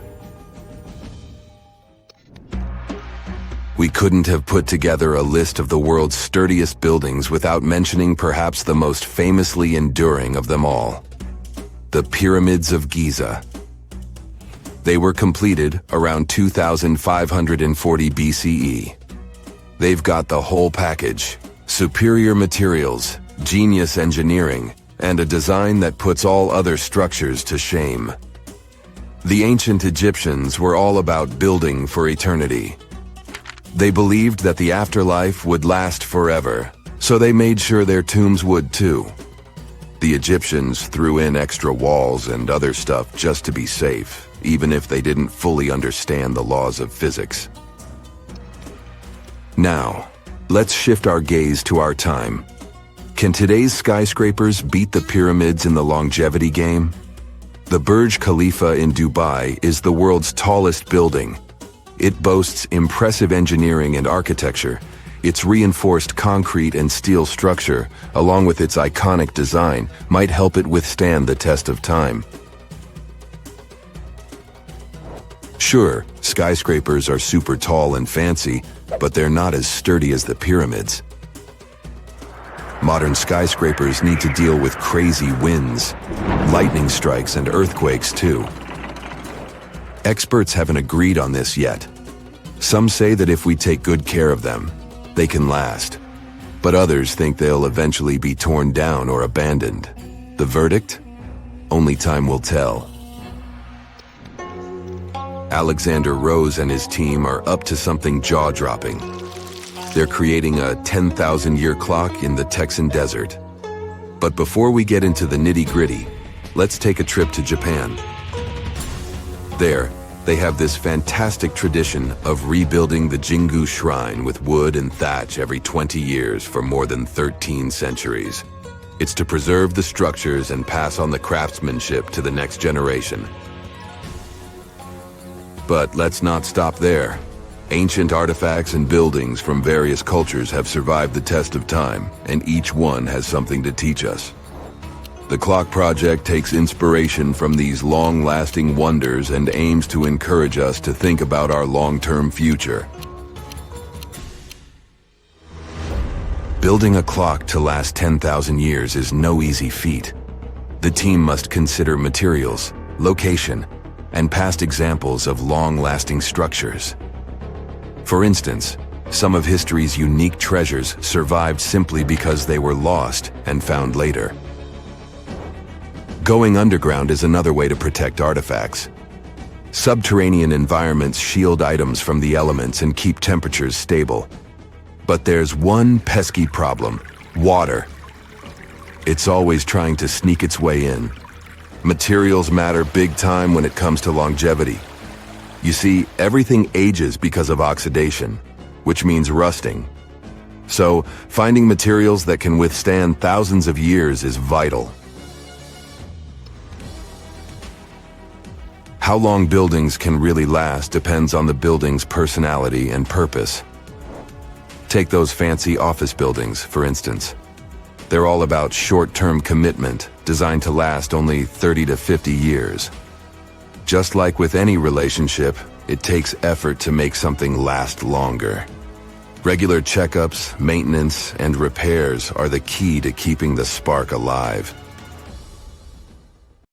Summers in the Middle East get so hot that they change the landscape dramatically and make entire cities resurface from the past. That's what happened in 2018 when the city built by a mysterious empire on the Tigris River was finally released from its water trap. Archaeologists rushed to the location as they didn't want to miss a rare chance to excavate the site and learn more about the history of the place. They believe they've found the Bronze Age city Zakiku, founded over 3,000 years ago and fully submerged in the 1980s when a dam was built in its place. It used to be a busy hub for the Mitanni Empire for caravans on the popular trade route. It had water, which is a rarity in the area, and it was a guarantee for success. We know very little about the once powerful empire, as scientists haven't found any written chronicles in the excavated sites. That's why the archaeologists were thrilled to find an entire palace for the local ruler. Several years later, when the area became free from the water again, they found some fortifications to protect the city from foes. The highlight of their expedition was finding a huge public storehouse for trade goods and harvests, piles of wheat and barley, and imported metal and wood. Bread was the staple food for the locals, and they also loved big pots of vegetable soups and stews for lunch. Each household kept sheep, goats, cows, and pigs, so they had a steady source of milk and meat for special occasions. All the constructions found so far were built from bricks molded from mud. The walls that were underwater for over 40 years are so well preserved as if they went down yesterday. The royal palace stands out as it's larger than the other constructions, has thicker walls, and even pavements made of baked mud bricks that were sealed to be waterproof. The local king must have been in good relations with the emperor of the larger empire, of which Akiku was dependent. Traders who lived in the city collected wooden beams and took them to storehouses. The beams arrived down the Tigris River from the forests in the mountains in the north and east of Mesopotamia. Merchants came here to sell their goods and then crossed the Tigris on their way to the borderlands. Zakiku was thriving as a center of commerce for about 6 centuries until it was hit by a massive earthquake in 1350. Archaeologists found 5 ceramic vessels holding over 100 clay tablets made close after the earthquake. It's almost a miracle that small tablets of unfired clay managed to survive underwater for decades. People who created those must have carved notes on clay while it was still wet. They wrote about anything, from newly stored harvests to notes for other kingdoms. Then they would let the message dry in the sun. Scribes even had to learn a different language so that everyone outside the city could read it. Scientists believe the tablets they found used to be part of a private archive. They hoped to decipher the notes to learn more about the history of Zakiku and the whole empire after the terrible earthquake. The damage to the buildings was so enormous that it was impossible to restore Zakiku to its former glory, and if there had been any survivors, they must have left the city. Several decades later, the Assyrians, who also lived in Mesopotamia, settled here. They built their houses on the ruins of the abandoned city and used whatever structures they could find from the previous residents as outer walls. But they stayed here only for 50 years, then decided to build a new capital on more fertile soil to make some good cash from agriculture. Archaeologists working in Zakiku had to halt excavations when the water levels went back up and covered the city. They sealed the ruins in tight-fitting plastic sheets and put stones and gravel on top. They hope it will help protect the priceless site from water erosion and prevent it from disappearing again. They realize how important water from the dam is for the region, but if it recedes again, they say they'll definitely continue the excavations. There was a bustling community in today's Taklamakan Desert in China around 1,600 years ago. It lived along the Nile River, which ran through the desert for miles and got its water from the melting snow in the mountains. After 3 years of work in the area, archaeologists and scientists managed to dig up 8 tombs in the desert. Thanks to the desert heat, the clothes and artifacts inside them were almost as good as new. The people who wore those must have lived in the ancient city of Naya. Naya used to be part of a prosperous kingdom at the heart of the Silk Road trading route and had a population of over 3,000 people. Then, desert sands went rogue and swallowed the city whole. Archaeologists only found the ruins of Nija in the early 20th century. Scientists from different countries have tried to solve its mysteries. It looks like the tombs discovered at the end of the 20th century belonged to the wealthy. There were some expensive items inside: a quiver and bow, metal arrowheads, gold earrings, and a glass bead necklace, a lacquer box with a comb, makeup, and a sewing kit in one of the tombs. There was also some silk of top quality, and even the bright colors like green and yellow haven't faded on it. The fabric also had Chinese characters with quotes from historical books, which helped scientists identify the period in which it was made. Archaeologists later found a large dwelling site and the clearing of 3 ruined buildings. It will probably take many more years to understand why the city had fallen and what happened to its people. Saudi and French archaeologists teamed up near Riyadh, the Saudi Arabian capital, and stumbled upon an ancient settlement dating back 8,000 years. The scientists used all sorts of cool tech, like laser scanning, drones, and aerial photography, to unearth this Neolithic-era gem. They found the settlement in a local archaeological hotspot. Among the treasures they uncovered were a stone temple, remnants of an altar, and over 2,000 graves. All these finds tell us about ancient practices and rituals. The team also found the foundations of 4 massive buildings, corner towers, and open-air courtyards, all with underground reservoirs to store water for agricultural use. There was also a smart irrigation system with canals and cisterns, which let the city thrive in one of the driest deserts in the world. Rock drawings etched into the nearby mountain depicted the daily life of the locals. The excavations have been going on in the area for over 40 years, and scientists still keep finding new artifacts to answer more of their questions. Fishers have stumbled upon ancient bones, tools, and artifacts that are 9,000 years old on the North Sea floor. British and Dutch archaeologists and paleontologists rushed to see the finds as they were hoping it could be evidence of the submerged Doggerland. And they weren't disappointed. There were even perfect sets of footprints left by Mesolithic people who lived here. 12,000 years ago, during the last major ice age, the British Isles weren't islands at all. There was a landmass made of many hills, marshlands, and dense forests that connected them to the European continent. That landmass was Doggerland, where a prehistoric hunter-gatherer society lived and thrived. But then, the sea level started going up at the speed of 3 to 6 feet a century as glaciers were slowly but surely melting. The locals had to move to areas that today belong to England and the Netherlands. Experts decided to learn more about the history of Doggerland, using data from oil companies working in the North Sea.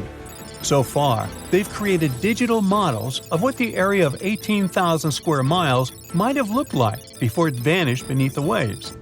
They still need to analyze samples of ancient insects and plants and the DNA of animals to get a full picture.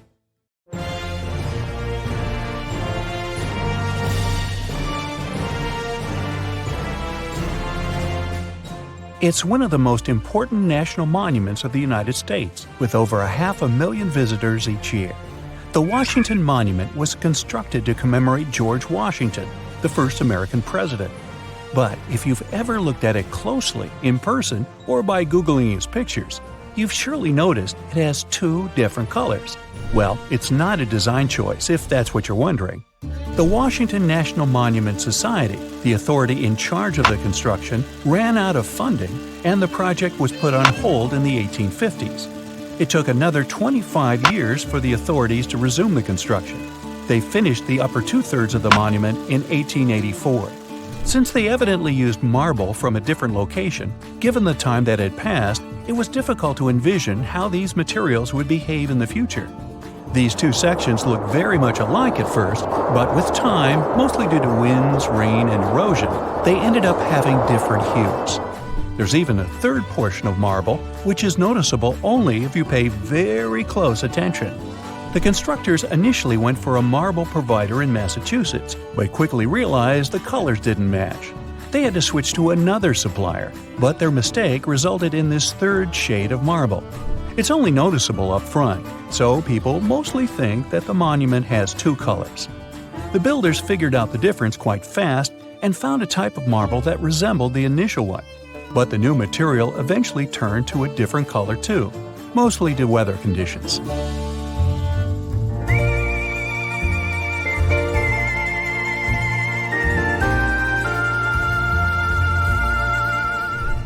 Are you one of those people who like to spend their free time on Pinterest or Instagram in search of your next travel location? Then you surely haven't missed a little Italian town called Cinque Terre. The reason why it's so popular among photographers and globetrotters is its brightly painted buildings, which come in a nice contrast to the crystal clear ocean waters. These houses come in a huge selection of colors, from green to yellow and even bright pink. So it's no wonder this location is such a hit. It looks more like a painting than an actual place on Earth.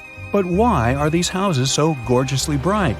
Local legends say that fishers used to paint their homes in various colors so that they could quickly spot them from the water as they came back home from the sea. Now, some other buildings come with coloring so specific that their inhabitants are prohibited from changing it by law. It's the case of the Pink City, otherwise known as Jaipur in India. It has numerous buildings of different hues of pink, from dusty rose to fuchsias. This impressive coloring dates back to the 1800s. Rumor has it that the Indian Maharaja of the time, Sawai Ram Singh, wanted to welcome Prince Albert during his visit. So he literally painted the whole town pink, which of course begs the question, why he chose pink and not any other color? And it turns out this hue was meant to subtly imply the idea of a welcoming location or a place of hospitality. Jaipur isn't the only monochrome city in the world. Its blue counterpart is located in Morocco. It's called Chefchaouen. Some locals say that the city is painted blue to symbolize the beautiful coloring of the Mediterranean Sea. Others consider that painting their houses blue keeps them cooler when it's hot. There are even claims that painting a house blue can help keep mosquitoes away. People believe that the hue resembles the waves of the sea, which isn't a really desirable location for insects, if you think about it.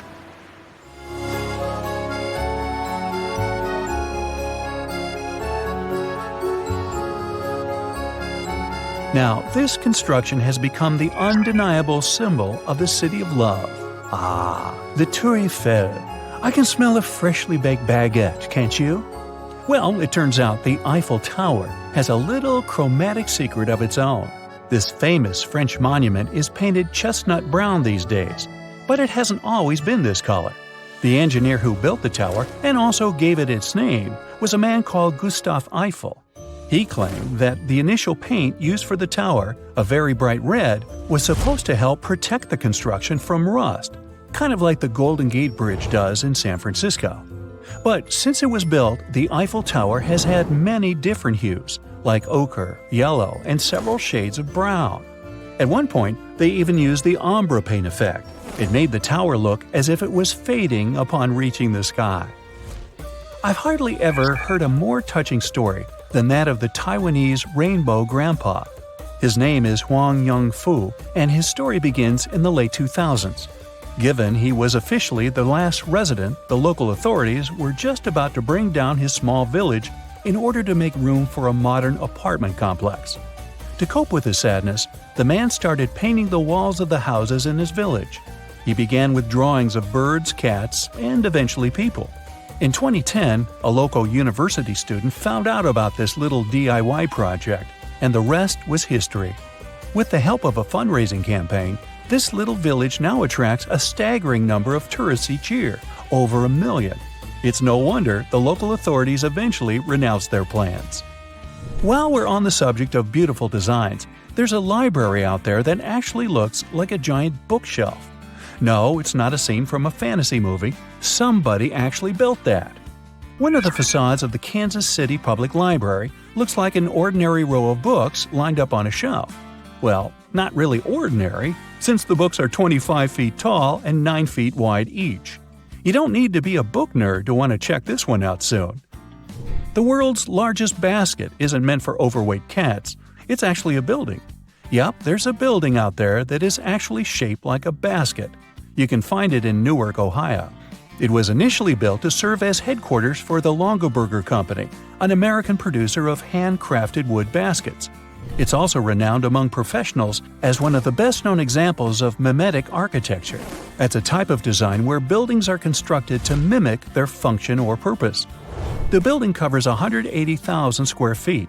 It cost around $30 million to build and was completed in 1997. With 7 floors and a central atrium, it also has a glass ceiling which lets natural light get inside. This immense basket is also topped with 2 steel handles. They're equipped with heating elements that prevent them from freezing.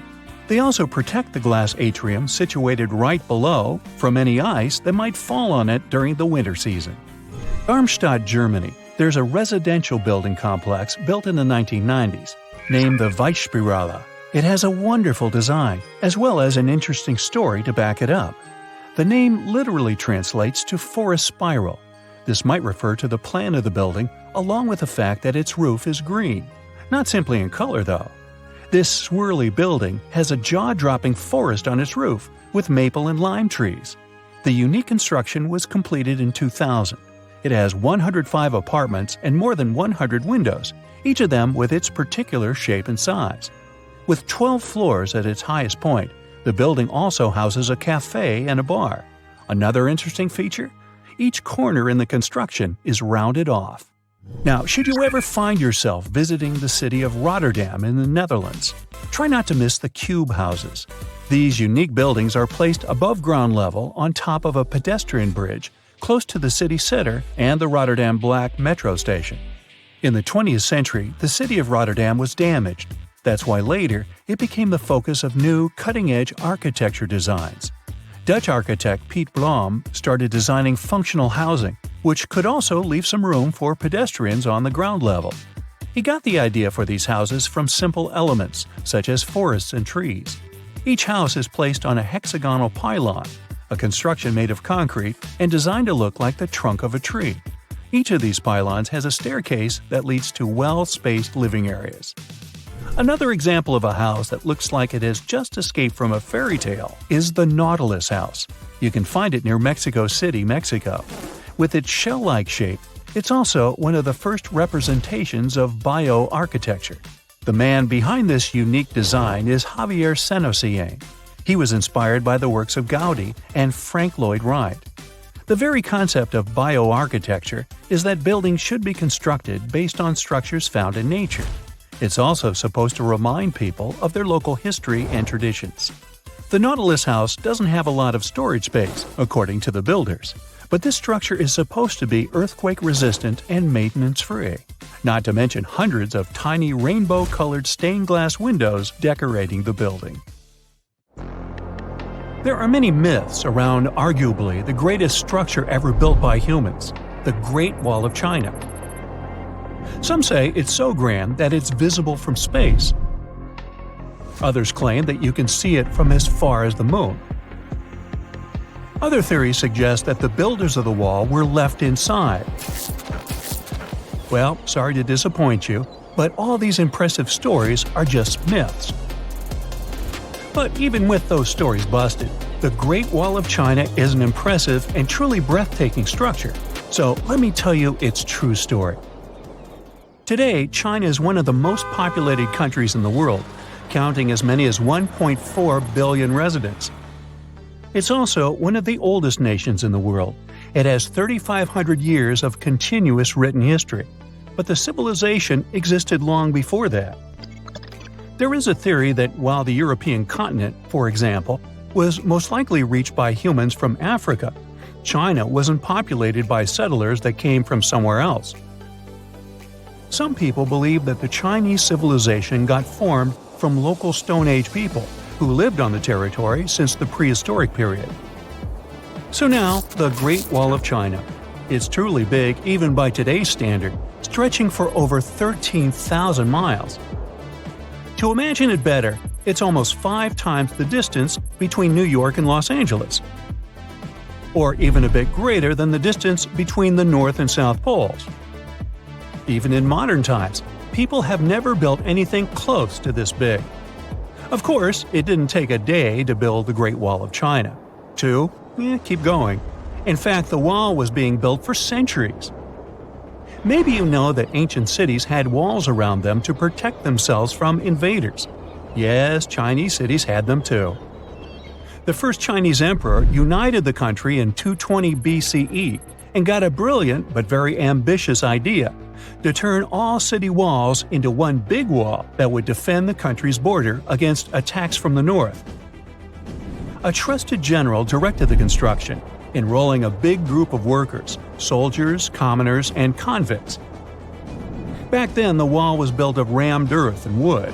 In some places that were strategically important, the sections of the wall overlapped to provide maximum security. The walls were around 26 feet high on average.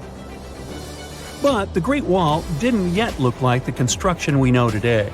Every next emperor would pick up the big wall project, strengthening and extending it, repairing, but also modernizing construction techniques. Some used bricks to build it. Others moved on to granite and marble blocks. Watchtowers and platforms weren't there from the beginning as well. They were added by Ming emperors. The watchtowers made it possible to communicate with other parts of the wall through smoke and fire messages. So, the wall is quite inconsistent in terms of material, but it only adds more charm to the construction and shows how much effort and time it took. The reasons why some parts of the wall have been standing for centuries and are still in good condition is glutinous rice flour. Turns out, this sticky rice mortar is almost like cement. It's very strong and waterproof, sealing the bricks so tightly together that even sneaky weeds can't grow between them. You may also notice that some bricks have writings carved on them. They were left by the workers who were building the wall. The purpose of those writings is quality assurance. They contain such information as location, quantity, and responsible officials. So, in the case of some problems with the quality of materials or constructions, it would be known who should be held accountable for it. Recently, a research group has looked through official historical documents of the Ming Dynasty that ruled China from the 14th to the 17th centuries. They came across records of secret doors in the Great Wall, so they decided to find them. They used a flying robot to capture continuous centimeter resolution photos of the wall. They photographed 90% of the wall that was built during the Ming Dynasty and discovered the remains of over 220 secret doors along the wall. Some of them have a specific width and height that allows only one person to go through. Others are large enough to allow 2 horses to pass at the same time. Why are the doors there? Well, the Great Wall's main goal was to protect the country from the enemy. Building doors that could let the enemy in would undermine the whole point of having a wall. So, of course, the doors were secret passages. They perfectly matched the surroundings topographically, and the exit on the outside was camouflaged with bricks so that it was almost completely indistinguishable from the brick wall. The wall was never just a defensive wall, and it was never completely closed. It could be opened on demand. It was also a structure used for trade and commerce, communication between inside and outside the wall, and of course, for defense and spying. Some doors were used for trade with the other side. Through smaller doors, a person would sneak out to spy on the enemy that lived on the other side. The hidden gates were also useful for a sudden attack. As you remember, some gates were camouflaged with brick on the outside. The exit was so indistinguishable that the enemy had no idea exactly where it was located. The inside entrance for Chinese soldiers was hollow, so they could walk through the wall and break the camouflaged exit gate from the inside, starting their surprise attack. Now, even though the main point was to prevent outsiders from getting into the city, the wall wasn't too effective on that matter. It could still be climbed over or marched around. So the wall was being watched at all times, and the guards gave signals to the troops if they saw the enemy approach. Also, the wall provided more time to mobilize and bulk up the country's forces or lure the enemy troops into a difficult strategic position. The construction stopped at the end of the 19th century. The wall lost its strategic and military importance due to technological advances. Over the centuries to today, only 8% of the Great Wall is in good condition, and the rest is damaged. Also, around 1/3 of the wall has disappeared without a trace, due to both natural erosion and human damage. I guess you could say it's now just a pretty good wall. As you remember, the first parts of the wall were built out of rammed earth and wood. These are not the most unfailing materials if we're talking about thousands of years. Also, destructive farming methods have turned large areas into a desert and contributed to erosion. Also, many bricks were taken away from the wall in the last century to be used in building farms and houses. The wall is being deconstructed stone by stone even today, but this time by tourists. Quite a few of them take a stone as a souvenir. That's a total of a lot of stones, considering that over 10 million tourists visit the Great Wall every year. Since 1987, the wall has been a UNESCO World Heritage Site, highlighting that it has an outstanding importance to humanity. The wall is one of China's 56 World Heritage Sites, second place among countries with landmarks protected by UNESCO. Who's first, you ask? Well, the top spot, with 58 World Heritage Sites, belongs to Italy. And do you know that the wall isn't only a famous tourist attraction, but also the location of the Great Wall Marathon? It's a marathon that was established in 1999 and is one of the most challenging ones in the world.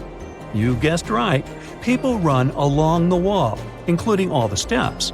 There are 3 distances, so that participants can run a full marathon that is 26 miles, a half marathon that's 13 miles, or just have a fun run of 5 miles.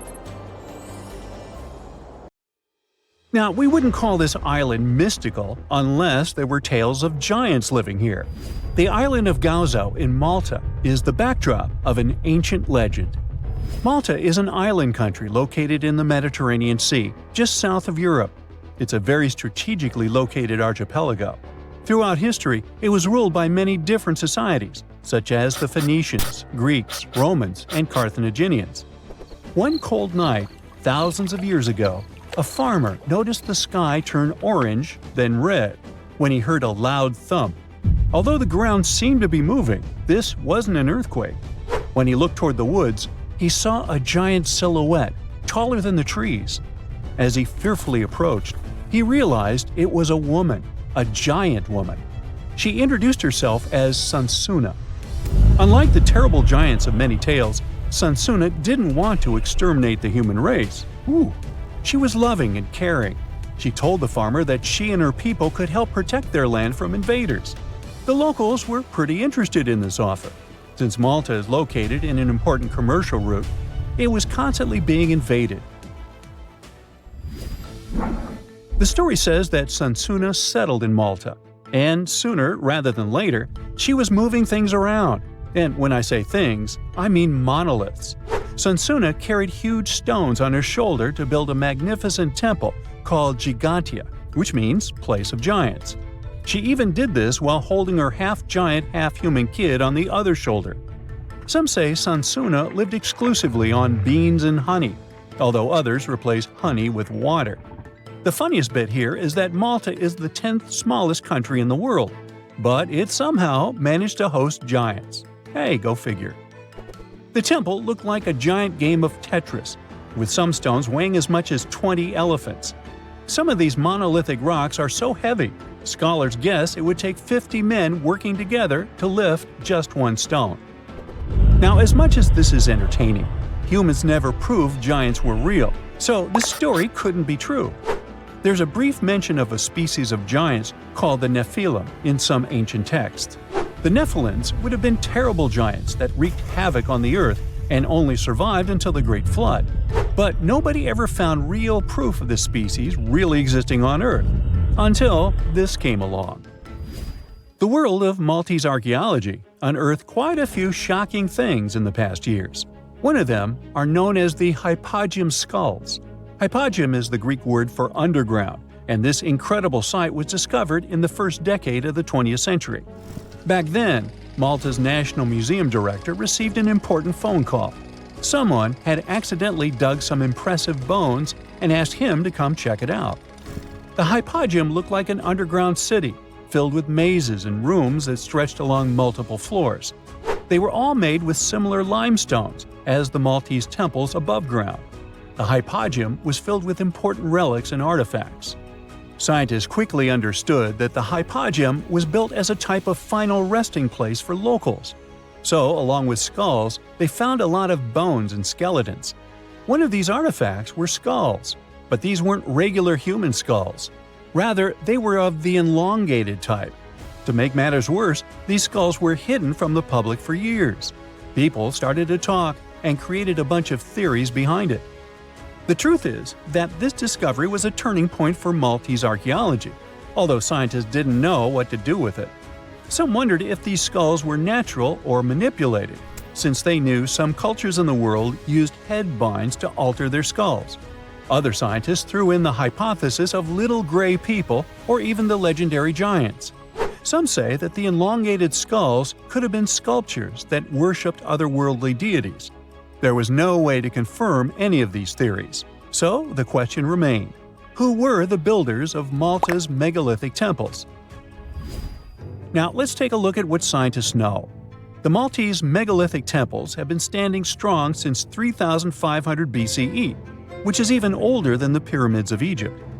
The main dilemma here is that these temples were built even before we invented writing, yet they required advanced technological skills to exist. The Gigantia Temple seems too absurd to have been built by humans. The South Temple has a corridor with 4 oval rooms on the sides, looking like a big shamrock leaf. In one of these rooms, scientists found altars decorated with spiral patterns. It looked like an altar of some sort, indicating early Maltese people used them for ritualistic purposes. The North Temple is similar but smaller, with a very low entrance that makes people crouch down to get inside. You get it? You need to bow down to their deities in order to get into this sacred place. I mean, one can't help but wonder about the secret reasons these ancient builders had to build such a huge temple. I'm thinking they probably cast one of Daenerys' dragons to move the monoliths around. Yeah, I'm joking here. But hey, remember the entrance to King's Landing? Yup, the series used the Medina Gates in Malta as the exterior of King's Landing during Episode 3 of Season 1. Anyways, back to the giants. The ritualistic theory of the whole thing won a few points when archaeologists uncovered these mysterious figures. They're popularly known as fat ladies. These tiny statues have round bodies and faces that show how much they enjoyed life. They kind of look like a miniature Sunsana, the giantess we talked about.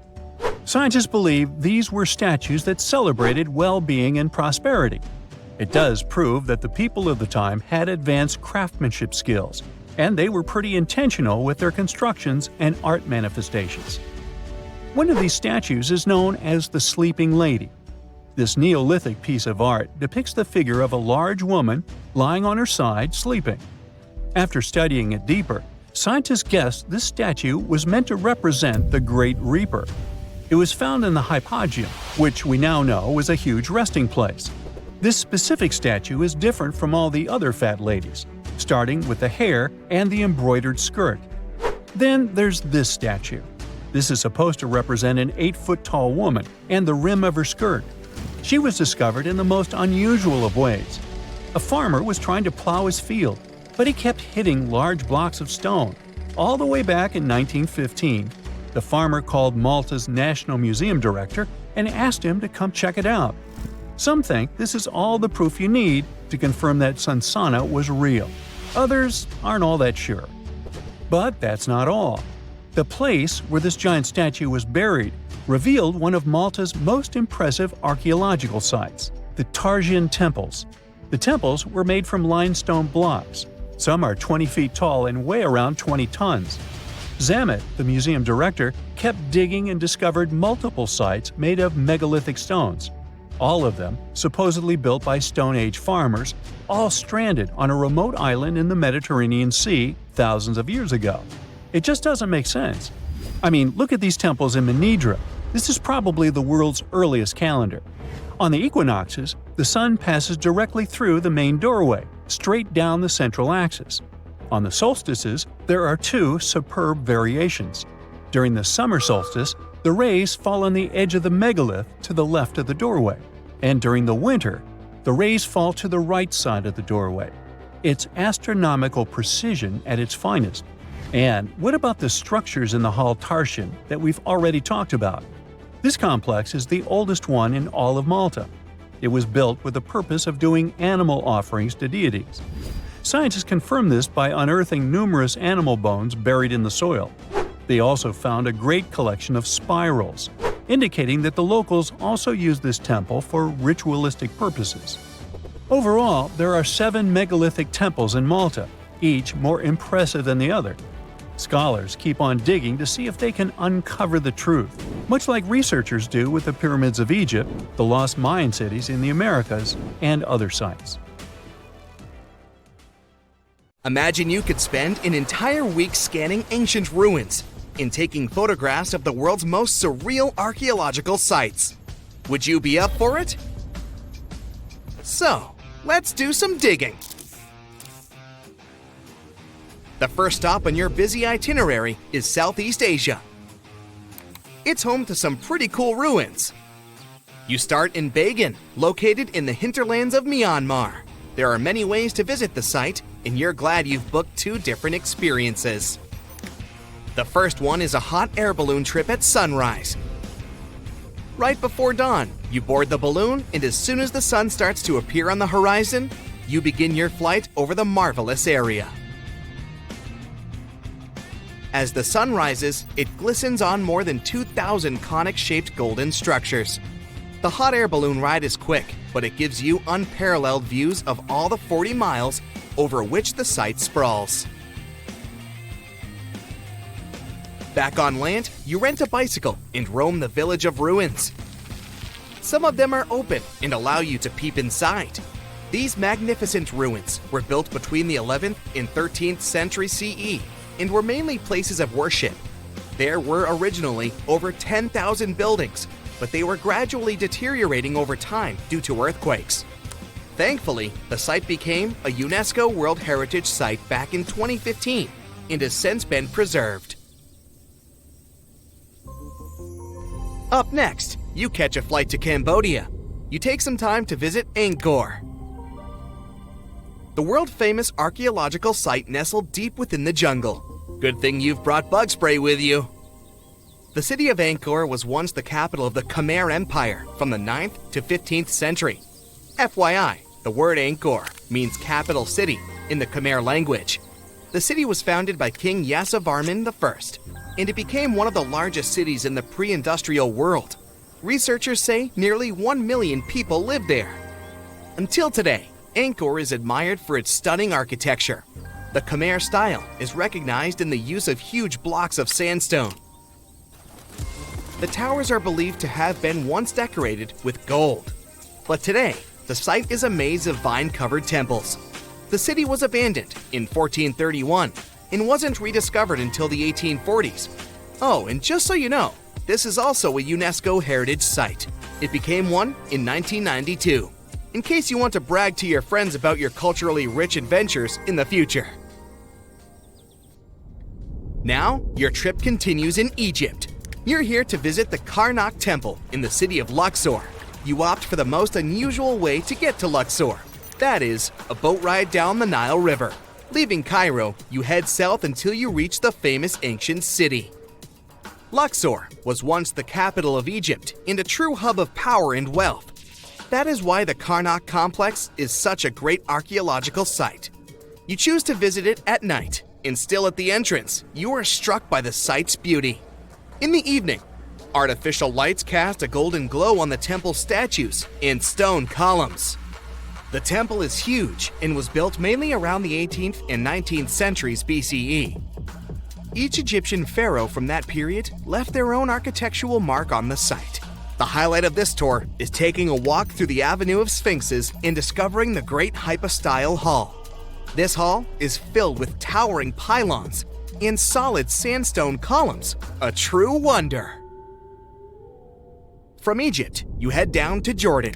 Now, if you like terracotta landscapes, you've come to the right place. The city of Petra is a marvel of the ancient world. Located in Jordan's desert, the city was a commercial hub back in the 4th century BCE. The Nabateans, an Arab Bedouin tribe, lived in the so-called Rose City and thrived for many years, having accumulated a significant amount of wealth. The city was known for its innovative water management system, which made the region inhabitable. And yes, you'll catch a glimpse of its ruins on your tour. The rock-carved gate-like structure Petra is famous for what is called the Pharaoh's Treasury. It stands at the main entrance to the site and is said to have a treasure hidden beneath it. Don't forget to stand right beneath it and take one of those classic pictures for social media. Once Petra has been ticked off the list, you fly to southern Europe. More specifically, to the tip of the Italian boot. You have a day trip scheduled to visit the ruins of Pompeii. Pompeii can be reached by car from the city of Naples. It's home to the eerie yet well-preserved ruins of a city that was once engulfed by lava. When Mount Vesuvius erupted in 79 CE, it left the city of Pompeii completely buried under millions of tons of volcanic ash. The ancient city was first discovered by beneath the volcanic rock in the 16th century, but it was first cleared from debris in the 1870s. Today, you'll be able to walk down the streets of these ancient Roman ruins and imagine what the town looked like in its heyday. Pompeii was a vibrant and rich municipality. The site's ruins revealed that many areas of Pompeii had boasted impressive bakeries, markets, and even houses with balconies, which were a sign of great wealth at the time. And believe it or not, even some artworks survived the eruption. Archaeologists found well-preserved frescoes and murals with mythological creatures. All this indicates that members of the high society lived there. The city even had thermal baths and showers made from luxurious materials. While you're still in Europe, you'll hop over to visit the iconic Stonehenge. It's a perfect day trip if you stay in the city of London, just a short train journey away. Stonehenge dots the Salisbury Plain in Wiltshire, England, and is one of the world's most recognized ancient ruins. More than 5,000 years old, these curious stone rings are some of the oldest stone structures on the planet.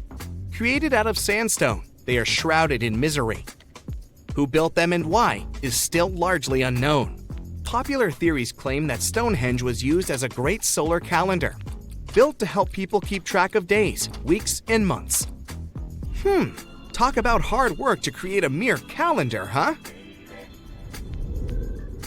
And the final leg of your trip will take you to explore the Southern Americas. In Guatemala, in Central America, you'll find ancient Mayan ruins. The lost city of Tikal is a city made of 3,000 buildings. the remains of the capital of the Mayan Empire. You can compare its importance to such cities as London or New York today. The North Acropolis is Tigris' most ancient complex of monuments. Built solely by human hands in 350 BCE, it served as the resting place of kings and chiefs. Back in the day, the step pyramid temples were painted a beautiful red. Mayans loved that color. Today, of course, you'll only see the limestone. You might wonder what made such a great city turn into ruins. Well, archaeologists have no clue about the cause of Tigris' decline. Until today, this question remains unanswered. Was it a drought? Disease? Maybe we'll never know. Are you in the mood for some Mayan ruins?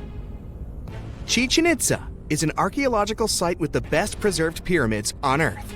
Located in Mexico's Yucatan state, this Mayan city is well over 1,500 years old. At its peak, it was home to 35,000 people. The site covers 1.9 square miles and has many ruins spread throughout it. The highlight is El Castilla, a tremendous step temple, rising 80 feet above the ground.